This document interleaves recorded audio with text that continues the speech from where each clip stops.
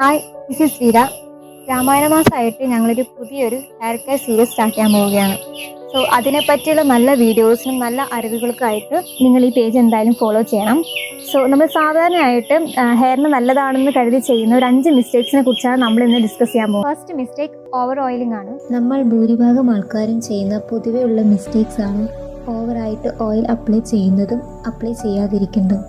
അധികം oily scalp ഉള്ളവർ weekly വൺസും dry scalp ഉള്ളവർ വീക്ക്ലി ട്വൈസ് ഓർ ത്രൈസും അപ്ലൈ ചെയ്യാവുന്നതാണ്.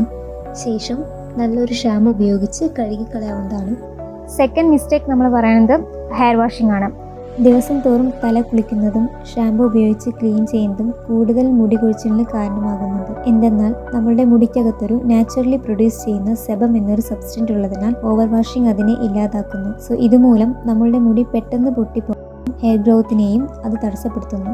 Third one is using lots of chemical products. സാധാരണയായി നമ്മൾ അധികം യൂസ് ചെയ്യുന്ന ഹെയർ സ്പ്രേകൾ, ജെൽസ്, ഡ്രൈ ഷാമ്പുകൾ ഇത് ഡെയിലി നമ്മൾ യൂസ് ചെയ്ത് കഴിഞ്ഞാൽ അത് തലയോട്ടിയിൽ അടിഞ്ഞുകൂടും. അതല്ലാതെ തലയോട്ടിയിലെ അണുബാധകൾക്ക് കാരണമാകും. സോ മാക്സിമം നാച്ചുറലി പ്രോഡക്ട്സ് മാത്രം യൂസ് ചെയ്യാൻ ശ്രമിക്കുക. And fourth one is nutrition deficiency.